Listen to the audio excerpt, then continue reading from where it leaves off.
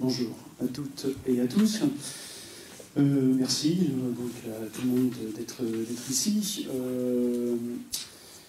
Je m'avais donné 35 minutes, bon évidemment j'en ai plus que 25, donc évidemment ça ne va pas être très très simple, mais je vais essayer de me caler pour être à peu près concis. Alors, la question qui m'a été posée par Stéphane, c'est en fait donc la place du numérique en particulier et en fait la place de l'homme dans le numérique. Donc en fait l'idée c'est le rapport qu'il peut y avoir entre les deux et la question qui m'a été donnée c'est sommes-nous en fait numérisables, à merci. Alors ce que je vais vous montrer c'est que oui, de fait, nous pouvons et de fait nous sommes en train d'être numérisés à merci. Et la question, évidemment, c'est comment on fait, et qu'est-ce qu'on fait, pourquoi, comment on peut comprendre, quels sont les enjeux, évidemment, anthropologiques, épistémologiques, mais aussi moraux et politiques. Donc, j'introduis très très rapidement ce que je vais montrer dans un premier moment. C'est que l'algorithmique, les data, le numérique sont en fait, dans une certaine mesure, une simple évolution des modes d'existence des objets techniques. Je reprends en fait les analyses de Simondon sur ce point et de Gaston Bachelard antérieurement à lui. Donc c'est un petit peu l'idée. L'idée, c'est qu'il ne faut pas en avoir peur. Pourquoi? Parce que c'est simplement en fait une évolution des objets techniques. Bon, particulier, il s'accélère, mais ce n'est que de la technique. C'est de la technique, mais c'est une technique redoutable d'efficacité. Et on va avoir, évidemment, je vais essayer de montrer très rapidement les avancées, alors encore minimes, de l'intelligence artificielle, c'est extrêmement limité, mais augure évidemment de possibilités qui peuvent aussi inquiéter, et qui peuvent inquiéter M. Howard, que vous pourrez éventuellement visionner sur l'illustration que je vous donnerai à la fin de mon intervention. Ce qui fait que ce que je vais montrer dans un deuxième point, c'est que si il s'agit bien d'un mode en fait nouveau des objets techniques, ce qui peut se mettre en place et ce qui est en train de se mettre en place, c'est ce que l'on appelle la gouvernementalité algorithmique. C'est-à-dire qu'est en train de se mettre en place en fait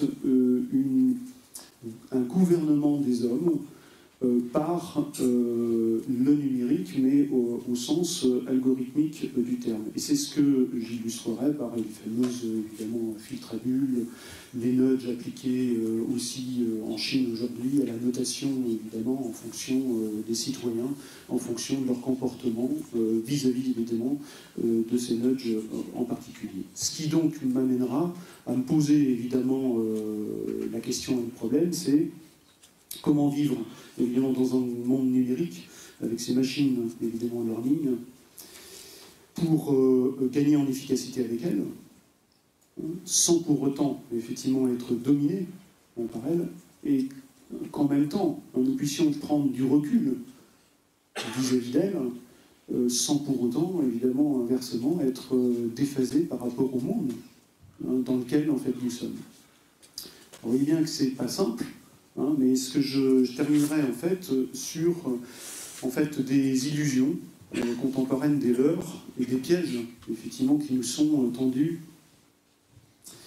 Ce que je vais montrer, c'est pas tant par le numérique que par l'attitude que nous pouvons avoir vis-à-vis de lui. Et c'est ce sur quoi effectivement je voudrais terminer. Alors, premier point. Très vite, si ça fonctionne.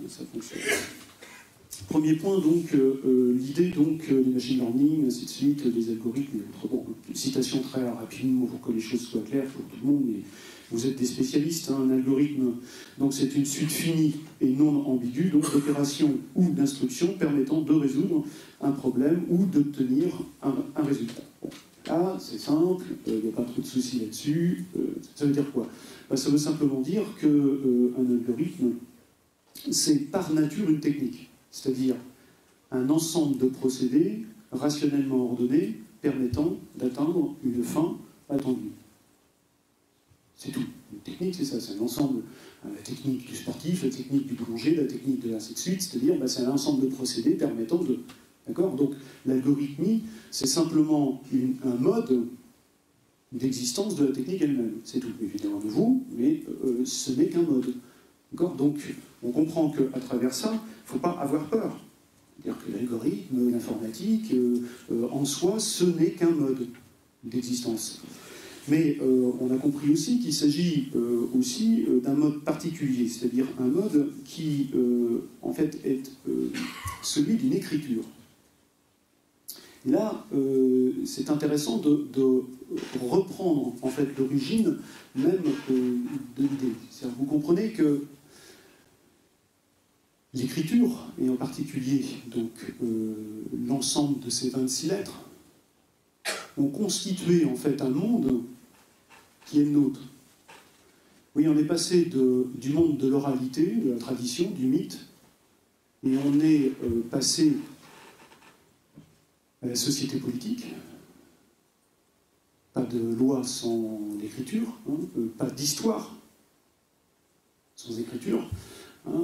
Pas de science sans écriture, et au niveau symbolique, on comprend bien qu'il n'y a pas de religion monothéiste sans écriture.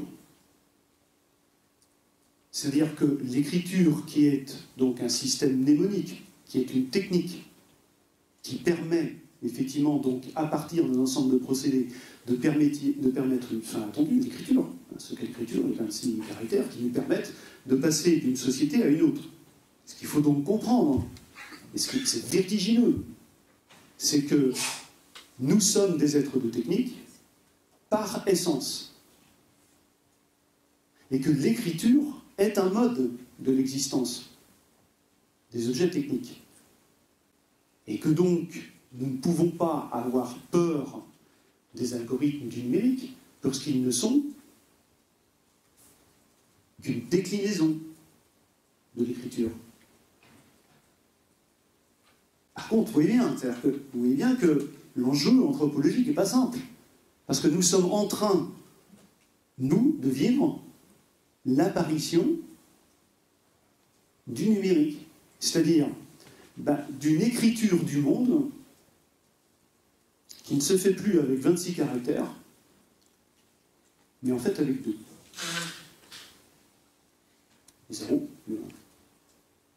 Alors effectivement, en dessous, évidemment, il faut de l'informatique, il faut coder, ainsi de suite, et évidemment, il y a plus de caractères, mais c'est une langue. C'est un ensemble de procédés rationnellement ordonnés permettant d'atteindre une fin attendue. C'est de la pure technique. Donc on n'a pas à avoir peur parce que c'est de la technique, et que nous sommes des êtres de technique. Mais on est comme plongé face à un vertige, parce qu'on se rend compte, effectivement, que si l'écriture a produit le monde dans lequel on est, et nos modes de pensée, d'être et d'aimer,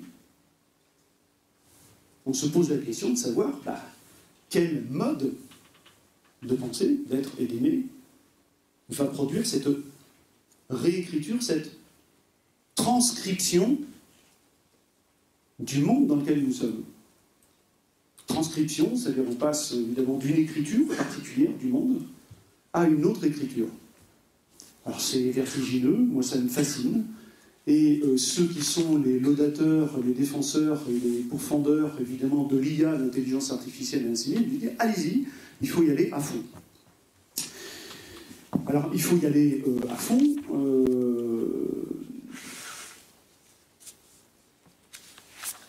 Il faut y aller à fond. Et d'ailleurs, il faut que je me presse.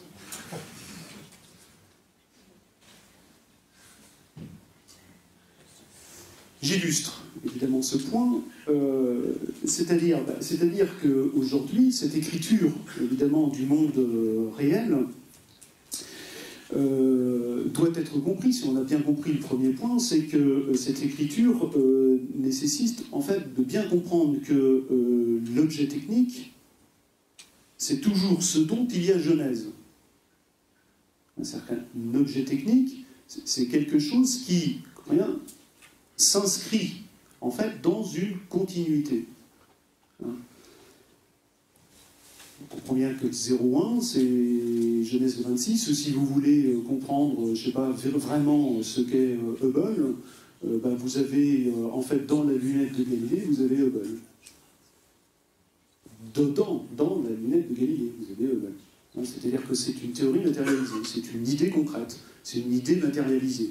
Se dit, tiens, est-ce qu'il n'est pas possible de pouvoir, sans se déplacer, atteindre des espaces qui me dépassent en fait absolument? La question est, bah, je ne sais pas, mais la technique va me permettre de pouvoir répondre à la question. Voilà. Vous faites un peu d'épistémologie, si effectivement vous êtes intéressé par la technique, il faut évidemment beaucoup travailler avec les élèves sur les musées de sciences.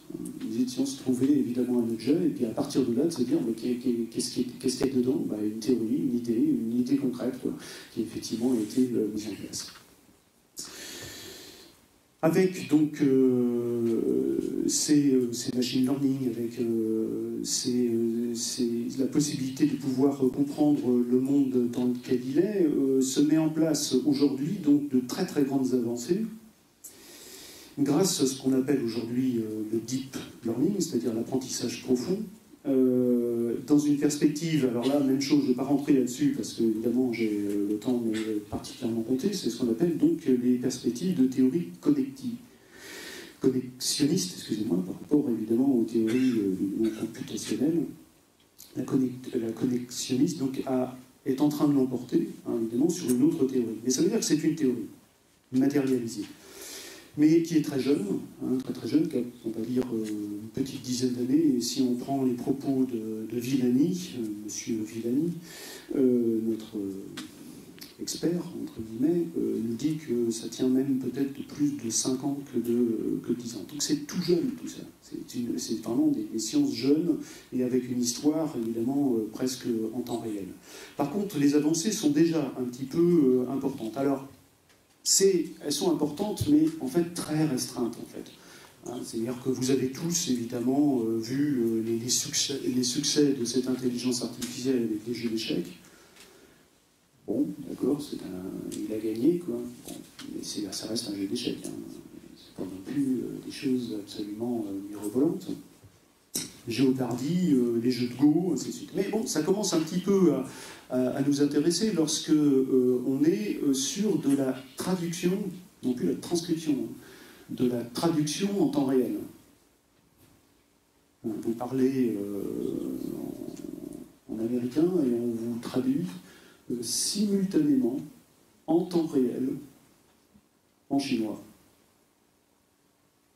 Alors on se dit, il y a quand même quelque chose qui est quand même intéressant. Hein. C'est Babel vaincu, hein, mais c'est aussi, évidemment, le fait de ne pas entrer dans la langue d'autrui, c'est aussi, dans une certaine mesure, hein, on comprend bien, se limiter à un entre-soi qui va être peut-être le nôtre.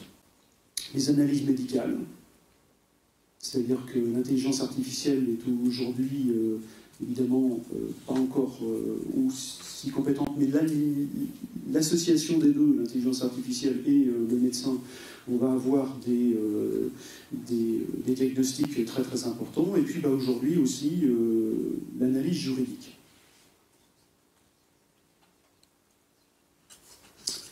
Ça veut dire quoi? Ça veut dire que l'intelligence artificielle investit le monde, pas simplement matériel, concret, mais aussi abstrait et réel. C'est-à-dire tous les mécanismes de pensée qui sont effectivement les nôtres. Et quand on se dit que dans les sociétés, on va dire, développées qui sont les nôtres, 80% des travaux sont des travaux tertiaires, et que l'intelligence artificielle va pouvoir peut-être bientôt, en quelques jours, apprendre les mécanismes intellectuels, donc les techniques que nous mettons en place, mais que nous avons peut-être mis en place durant des années, peut-être même évidemment des dizaines d'années, la question se pose de la place de l'homme, évidemment, en concurrence avec ces machines learning. Et là, évidemment, un vertige évidemment, se pose. Ce qui fait qu'on peut avoir peur. Deuxième moment, on peut avoir peur de ce que l'on appelle aujourd'hui, et que Antoinette Rouvroy, pour reprendre un petit peu son propos, nous dit aussi à sa manière, c'est que peut-être se met en place devant nos yeux, du fait de la numérisation du monde réel, mais aussi de nos pratiques, de nos manières de nous déplacer, de nos manières de circuler, de nos manières d'aimer, je like, ainsi de suite, de nos manières d'hésiter. Vous savez que simplement, vous êtes sur Internet, vous avez votre souris fait ça, ainsi de suite, et ce sont des données qui permettent d'analyser évidemment aussi votre capacité de décision ou pas. Vous avez deux produits, ainsi de suite, vous hésitez, vous n'avez rien cliqué, mais on est en possibilité de pouvoir évidemment prendre ces informations pour voir dans quelle mesure ça se met en place. Donc l'idée puisque tout peut être numérisé, et tout est en train de se numériser, même avec la meilleure bonne volonté du monde, c'est-à-dire que vous allez acheter des Google Home, vous allez les placer à l'intérieur, évidemment. Pourquoi? Parce qu'on aura numérisé à l'horizontale, en Google Earth, on a numérisé en vertical, on peut numériser évidemment en profondeur, le scanner, l'IRM, ainsi de suite. Et puis on peut, évidemment, il nous manquait des choses, c'est vos manières de vivre, et d'aimer, de parler, d'échanger. Donc on va mettre évidemment des Google Home que vous pouvez brancher ou débrancher, bien évidemment, mais qui vont évidemment enregistrer les informations très importantes sur la manière que vous avez de vous disposer, la manière que vous avez de circuler, d'écouter de la musique, ainsi de suite. Et puis au moment où vous en avez besoin, vous pouvez lui poser des questions, de savoir si effectivement il ne peut pas changer la couleur de votre salon parce que vous aimeriez avoir une lumière plus tamisée. Très bien. Mais ça veut dire quoi? Ça veut dire que c'est en train de se mettre en place une numérisation de tout le monde réel, concret, matériel, et aussi le monde abstrait, effectivement, et idéal, vos manières de penser, d'imaginer, de comprendre. Donc, se met en place, dans une certaine mesure, risque de se mettre en place, mais peut-être que se met en place déjà, et c'est ce que je vais un petit peu montrer, c'est cette idée de gouvernementalité algorithmique. Alors cette idée de gouvernement, de gouvernementalité, c'est Michel Foucault qui va, en 1978, l'initier pour montrer en fait quoi? Que en fait, les États mettent en place des structures, des techniques, simplement pour organiser, pour orienter la population dans le sens où effectivement elle souhaite évidemment que la population fonctionne. Quand on parle aujourd'hui de gouvernementalité algorithmique, ça revient simplement à dire que ce ne sont pas des États ou des institutions qui, en fait, gouvernent, c'est-à-dire orientent les masses. Celles qui orientent et gouvernent, ce sont des véritables technopouvoirs qui enserreraient et enfermeraient donc les hommes dans leurs pensées, leurs actions, évidemment, pour mieux les surveiller, pour mieux les contrôler, ainsi de suite, et pour, dans une certaine mesure, comprendre leur intentionnalité. Ce qui fait que se constitue un monde qui, numérique, qui va être utilisé pour pouvoir être compris. Ce que nous propose Madame Rouvroy, c'est de dire en fait la chose suivante. Le monde numérique, je ne parle pas de l'interprétation qu'on en fait, ou l'utilisation qu'on pourrait en faire dans des outils qui pourraient servir. Je parle simplement de ce qui est en train de se constituer. C'est un monde de signaux, mais sans signe ni symbole. C'est un monde de flux, mais qui ne sont pas territorialisés. Base de données, ainsi de suite. C'est un monde qui est modélisé, mais qui n'a plus de normes, qui n'a plus d'histoire, qui n'a plus de culture.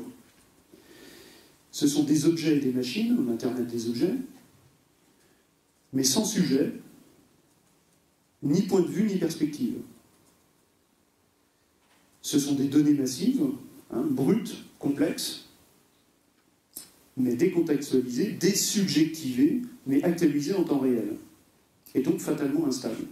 Alors l'intérêt de cette constitution de signaux, de flux, de modélisation, ainsi de suite, l'intérêt c'est quoi? L'intérêt c'est apparemment, c'est que ça permet au sujet d'éviter la traduction, le décodage, j'en ai pas besoin. Mais en fait je perds le sens. J'ai plus besoin vraiment de médiation symbolique ou institutionnelle. Mais j'en perds les valeurs de droit, d'égalité, de fraternité. Uber, c'est une manière, vous voyez, de faire sauter les institutions. Alors effectivement, on essaierait à prendre évidemment de reprise évidemment du phénomène, mais en fait, se met en place la possibilité de... J'évite la recherche de la vérité puisqu'il n'y a que des faits, puisqu'il n'y a que des données.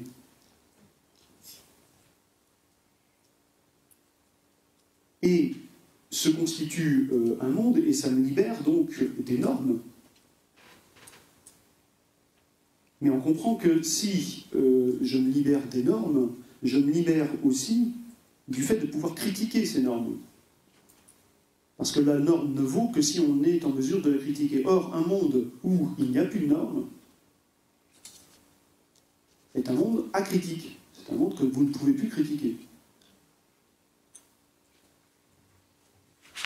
Ce qui pose évidemment le problème de la liberté de pensée, d'action des hommes et du monde. Le monde numérique, qui est en train de s'écrire, le monde numérique, est en fait un monde sans humanité. Le monde qui s'écrit est un monde sans humanité, parce qu'il est sans sujet, parce qu'il est sans normes, parce qu'il est sans point de vue.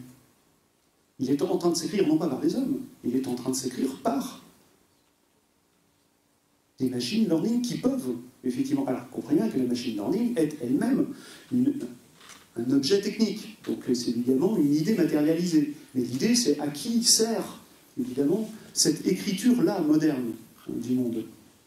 C'est un peu David contre Goliath. Hein. C'est-à-dire que oui, il faut que nos élèves, évidemment, apprennent, mais on est des David, hein, avec un petit codage, ainsi de suite. Mais quand on voit la masse, évidemment, monétaire qui est en train, évidemment, d'être utilisée pour pouvoir, évidemment, mettre en place ce monde-là, ça pose, évidemment, quelques difficultés. Illustration sur ce point, vous les connaissez évidemment beaucoup, c'est ces fameux nudges, qui est une théorie du paternalisme libéral, très classique, c'est-à-dire que plutôt que de contraindre la personne, évidemment, on va l'inviter de manière souple, évidemment, à agir, en fait, d'une certaine manière. Vous avez ça tout le temps, vous en avez partout, alors c'est de manière très ludique, très classique, la petite mouche que vous mettez dans l'urinoir pour permettre aux hommes d'être propres, vous allez orienter son comportement parce que c'est ludique, et en conséquence, il fait pipi sur, évidemment, le facsimilé de la petite mouche qui est là, et donc vous avez, c'est du nudge, c'est-à-dire la possibilité de pouvoir orienter le comportement, effectivement, des études. Alors vous dites, oui, bon, moi je suis propre, il n'y a pas de souci, mais vous savez très bien que dans tout ce que vous faites sur Internet, vous avez toujours des coches qui sont déjà cochées. Alors pourquoi? Parce que ça correspond à votre manière, évidemment, d'être, et de votre manière de consommer, votre manière de vous comporter. Mais c'est du nudge, c'est-à-dire vous avez la liberté de décocher. Mais vous ne décochez pas. Pourquoi? Parce que c'est bien pratique. C'est une manière, vous voyez bien, c'est une manière de, non pas de prédire ce que vous allez faire, non pas de prévenir ce que vous allez faire, mais de préempter ce que vous faites. Il n'est pas question de prévenir, c'est pas de prédire, on s'en fout. C'est de préempter, c'est-à-dire de faire en sorte que votre action soit là avant même que vous l'ayez décidé. Donc ça vous évite de décider, en fait. Et ça vous évite de choisir. Vous savez que j'ai pas le temps, ainsi de suite, puis bon, voilà. Donc j'ai la possibilité, je valide. Et alors ça, c'est évidemment les nudges. Alors les nudges, c'est des petits coups de pouce, c'est ce qu'on appelle les petits coups de pouce, mais évidemment appliqués sur le champ des politiques, c'est plus difficile. Et ces nudges sont utilisés aujourd'hui en Chine, et aujourd'hui associent le comportement des citoyens chinois à une notation. Et on comprend que ça devient évidemment un petit peu difficile lorsque on comprend bien ce numérique, évidemment, est utilisé dans des mains politiques. Et vous avez, depuis le 1er mai 2018, donc une notation du citoyen, qui, c'est ce qu'on appelle la note sociale, hein, en Chine, et ça permet soit d'accepter ou non, par exemple, l'achat de billets de train ou d'avion dans une période qui peut aller jusqu'à 1 an. C'est-à-dire que si vous ne vous comportez pas bien en fonction de ces nudges, eh bien, vous allez être immédiatement sanctionné parce que vous n'êtes pas un bon citoyen. Ça veut dire que l'utilisation de ces bases de données peut être sur des fins politiques qui peuvent évidemment poser des difficultés. Les filtres à bulles, je passe. Les filtres à bulles, vous en avez évidemment énormément. C'est celles évidemment dont se servent Amazon et autres, Facebook et tout ce que vous voulez. Hein. C'est-à-dire que vous allez se mettre en place une forme d'entre-soi qui effectivement vous permet de pouvoir vivre. Alors vous vous dites, bon, tout ça n'a pas grand intérêt, et ainsi de suite. Ben, en fait, si, vous savez combien l'affaire Cambridge Analytica a pu poser effectivement des difficultés pour les élections américaines et le Brexit anglais. On s'est servi des données, des data, et grâce à l'utilisation des nudges et des filtres à bulles, de faire en sorte que tous ceux qui s'informent via ces médias puissent orienter leur voix d'une certaine manière ou d'une autre. Alors, ne pensez pas que les choses, c'est une fiction. Non seulement c'est pas une fiction, mais c'est quelque chose qui se réalise devant nos yeux. De fait. Et vous comprenez que c'est pas rien. Vous dites, je ne peux pas ne pas utiliser le numérique, et d'un autre côté, vous voyez que, en tant que David, vous avez beaucoup de mal à résister à la force et à la puissance des GAFAM, hein, la puissance de ceux qui sont en train de travailler ce qu'est le numérique, pour eux. Alors, je conclus. Mais évidemment, j'ai élagué tellement de choses que j'espère pas avoir été trop confus. Troisième, dernier point, alors comment on fait avec ça? Parce que là, vous vous dites, là, on est pris dans la nasse. Hein. Et non seulement ça, vous êtes pris dans la nasse, mais vous, on vous demande, en tant que collègue d'ICN, de participer à ça. Non seulement de participer à ça, mais d'éduquer les enfants à ça. Avec les dangers, effectivement, que vous voyez, que vous connaissez. Et vous dites, il faut que je mette la main dans la tenaille, en me disant, je vais résister le plus longtemps possible. Mais la tenaille sert. Vous dites, bon, j'ai ma liberté quand même. Oui, mais enfin, elle sert quand même. Hein. Ça fait mal. Ah oui? Alors, comment s'en sortir? Si, effectivement, on peut s'en sortir. On se dit, alors, de deux choses l'une, c'est très simple. Il y a deux choix. C'est où je garde ma liberté de pensée et d'action et de citoyen, et en conséquence, plus jamais je ne touche à ces saloperies de machines qui vont de toute manière nous broyer. Première attitude, on va dire, technophobe. Quand on arrête tout, c'est bon. Hein, un lycée sans informatique du tout, hein, on ferme tout. Et de manière symbolique, on remonte les murs et on protège le citoyen. Pour instituer le citoyen. Bon, c'est une manière de voir. Ou au contraire, vous dites, de toute façon, nous sommes dans le monde numérique, en conséquence de cause, on ne se pose pas de questions, on ne sait pas du tout ce que va faire le monde, ainsi de suite. Comme on ne pouvait pas imaginer que l'écriture avec 26 lettres allait faire la société dans laquelle nous sommes, politique, ainsi de suite. Donc, eh bien, allons-y, fonçons, évidemment, tous, gaiement, dans le bain du numérique. Hein. Lançons l'école dans l'univers du numérique, ouvrons les portes de l'école du numérique et faisons entrer l'école dans l'ère du numérique. est-ce que le gain vaut la perte? Est-ce que faire entrer l'école dans l'ère du numérique, vous voyez dans quoi on l'a fait entrer? Donc dans l'enfant de 14 ans, ainsi de suite, on le fait entrer là-dedans, avec toutes les protections que vous pouvez mettre, mais que vous maîtrisez plus ou moins. Qu'on est loin de maîtriser. Alors, est-ce qu'il y a une solution ou pas? Monsieur Vendée, y a-t-il une solution? Monsieur Vendée, est-ce qu'il en a? Bon, alors, j'ai une position évidemment plus philosophique que technique, comme vous l'avez vu, ou autre. Bon, ce sur quoi je vais arrêter, c'est sur 6 illusions contemporaines sur le numérique.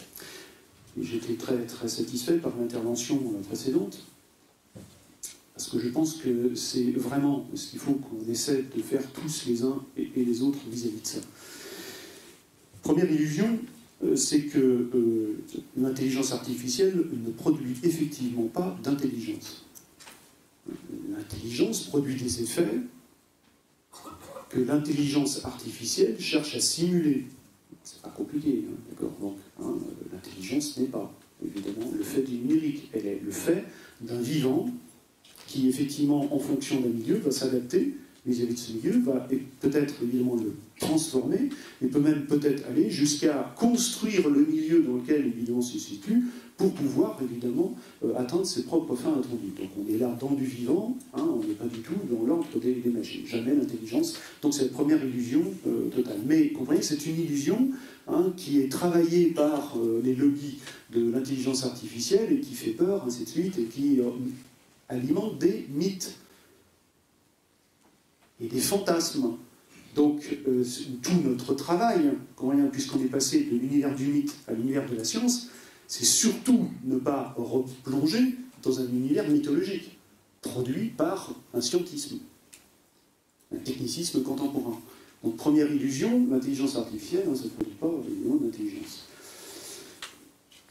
Je pourrais aller plus loin, mais bon, peu importe. La deuxième chose, c'est que la science est toujours, et comme la technique, c'est toujours dans le limité, dans le restreint, dans le court, dans le précis. Lorsque vous voulez essayer de comprendre la totalité du monde, vous êtes dans le symbole, vous êtes dans le mythe, mais vous n'êtes pas dans la science. La science travaille sur l'ensemble de définitions, on travaille sur des petites parties, et elle produit beaucoup plus d'ignorance que de connaissances au fur et à mesure qu'elle progresse. C'est-à-dire que le scientifique, quand il fait de la science, il te dit, dans l'état actuel des connaissances scientifiques, voilà ce que je suis capable de comprendre, mais une infinité de choses qui, au-delà, évidemment, sont totalement ignorées. Donc que la science comprenne absolument tout, ou que la technique comprenne tout, on est très loin d'une attitude scientifique.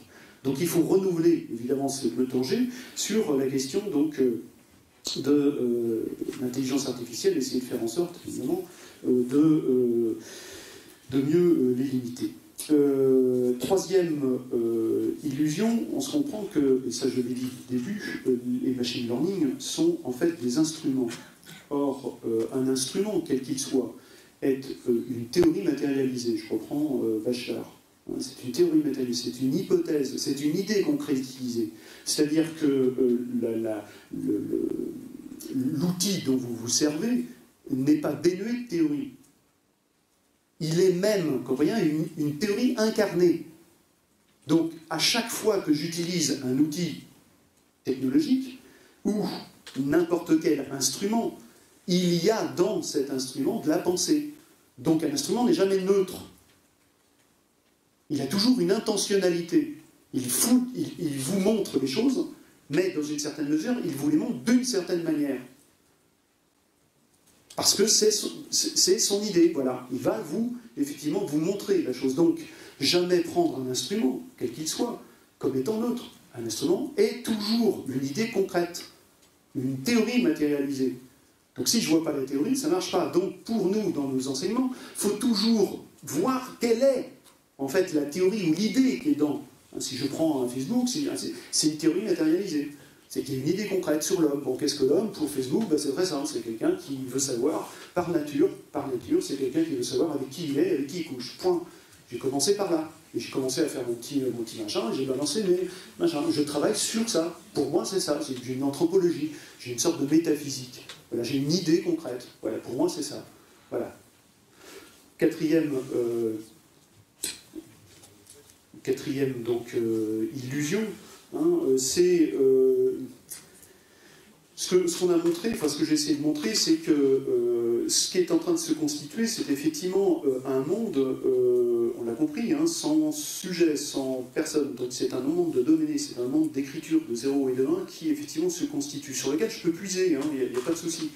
Mais si c'est un monde sans sujet, c'est pas un monde sans propriétaire. Et là, il y a un problème, c'est-à-dire qu'il y a un véritable problème. C'est-à-dire que la question qui se pose, c'est de savoir si, effectivement, l'Internet est toujours un espace public. Parce qu'on a montré, historiquement, évidemment, ça se montre très facilement, c'est qu'on est dans, en fait, une privatisation, en fait, de ce qu'était à l'origine, évidemment, quelque chose de public. Mais aujourd'hui, vous ne pouvez plus circuler sur le net si vous n'êtes pas sur une plateforme. Donc vous êtes immédiatement dans un domaine privé. Même nos élèves. Sauf si nous sommes dans un intranet où effectivement l'État est en mesure, ou la région est en mesure d'absolument garantir. Mais la question qui se pose, c'est est-ce que le net est encore un espace public possible? Est-ce qu'il y a possibilité d'avoir un espace public, mais authentiquement public, vous voyez? Pas un endroit où tout le monde a la possibilité de pouvoir dire des choses, mais dans un espace privé, ou privatisé. Donc c'est une grande question politique, mais qui n'est pas simple. Est-ce que l'État peut, est-ce que les Européens peuvent répondre à la question? J'en sais rien. Cinquième, on se rappelle que le taylorisme a rationalisé le travail humain. Et la question que s'est posée Taylor, et on oublie souvent, c'est que l'industrialisation du monde a fait passer l'artisanat à l'industrie par le taylorisme. Mais le taylorisme s'est posé la question, il s'est tout de suite posé la question de savoir, mais quel homme il me faut produire pour avoir un homme usinier? C'est-à-dire que Taylor a une métaphysique de l'homme. Une usine, c'est pas anodin, c'est une théorie matérialisée. Quel homme me faut-il? Donc il me faut un homme disposé, donc vous avez des usines Michelin, ainsi de suite, vous construisez des écoles, ainsi de suite, ainsi de suite. Et vous avez... Voilà. Aujourd'hui, évidemment, les GAFAM se posent la question de savoir quel homme numérique, et donc quel enfant numérique, nous voulons pour, effectivement, qu'ils intègrent le monde numérique. Réfléchir sur l'ICN, c'est vraiment réfléchir sur l'ICN. C'est quel enfant, jeune, nous sommes en train de construire, de préparer pour véritablement entrer dans le monde du numérique. Parce que c'est bien ça, l'ICN. C'est pas anodin. Je terminerai. Tant pis. J'en avais 6, je termine. Éveillons les jeunes en constituant avec eux une authentique culture du numérique, en partant de sa genèse et non de ses usages. Hâtons-nous sans précipitation à cette tâche, et c'est sans doute celle de cet enseignement qu'est l'ICN, pour que jamais les mains paternalistes de certaines entreprises du numérique se posent sur notre épaule et nous disent, plein de bienveillance, « Tu m'appartiens, laisse-moi m'occuper de toi. » Je vous remercie. Bonjour monsieur, déjà merci beaucoup pour votre intervention. Merci d'avoir supporté. Ça me gonfle la bloc ce que vous avez dit. Je ne sais pas si vous avez un avis sur la formation des enseignants, parce que ce que vous dites vient parfois en contradiction avec ce que nous on a reçu en formation, notamment l'intervention de certaines entreprises ou de voilà. Bon. Est-ce qu'il y a des pistes à nous donner ou pour que nous-mêmes on ait cette réflexion sur tout ça? Je pense que la meilleure de toutes, elle est épistémologique. Sur la question du numérique, elle est épistémologique. C'est-à-dire que c'est pas simple, mais la seule manière de pouvoir prendre du recul sur effectivement ce qu'est la technique, il faut travailler de manière épistémologique. C'est-à-dire, la technique, il faut comprendre ce que c'est que ce dont il y a genèse. C'est-à-dire réinscrire effectivement ce que nous faisons dans, en fait, une histoire qui effectivement est constituée, pour voir peut-être les grands courants.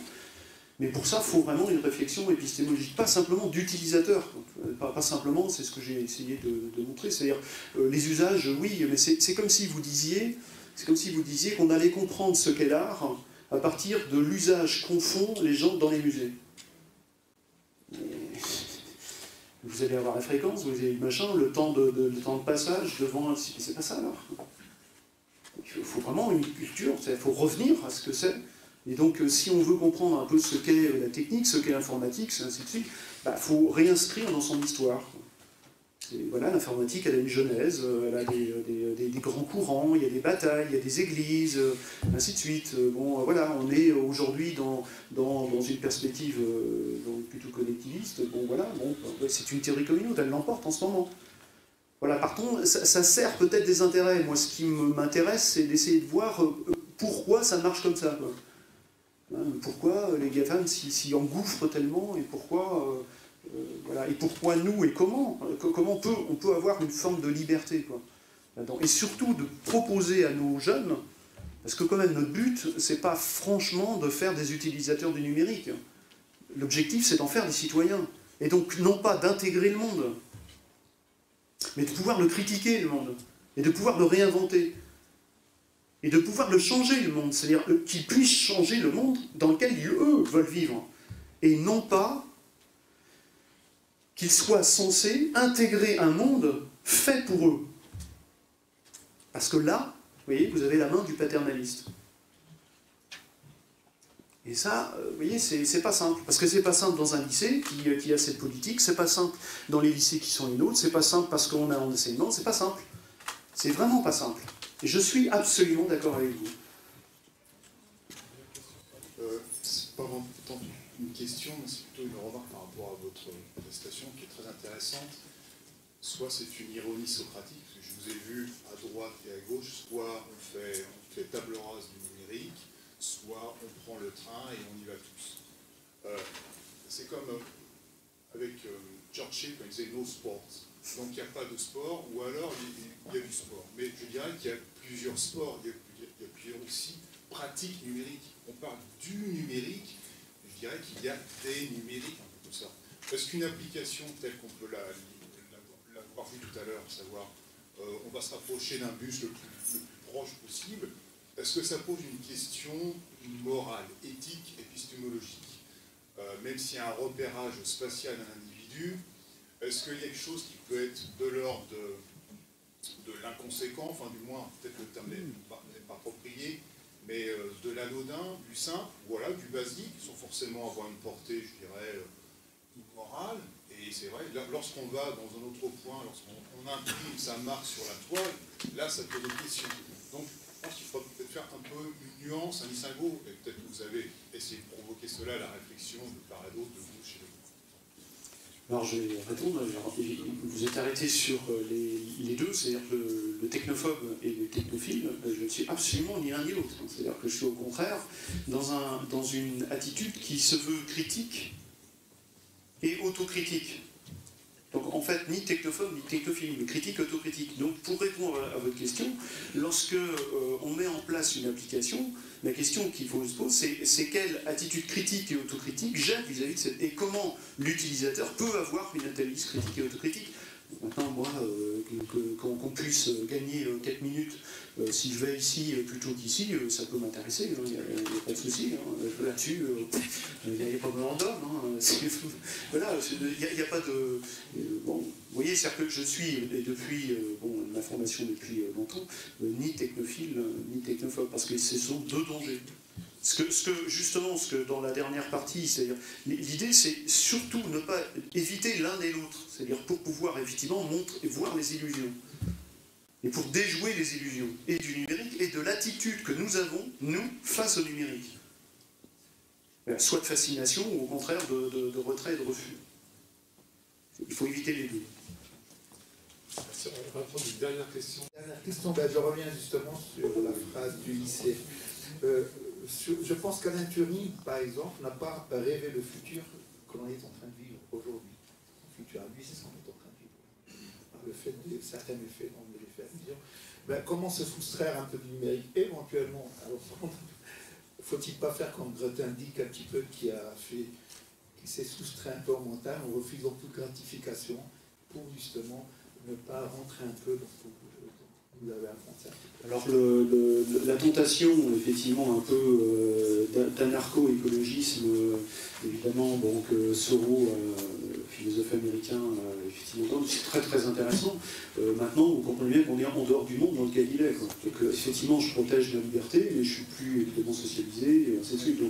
Donc non, c'est-à-dire qu'il faut vraiment, je pense, avoir un souci vraiment éviter la critique, elle, apostrophe acritique, de ne plus pouvoir critiquer, quoi. C'est-à-dire que si vous êtes dans l'utilisation, ainsi de suite, où il n'y a plus de critique possible, vous êtes dans une idéologie, c'est pas compliqué.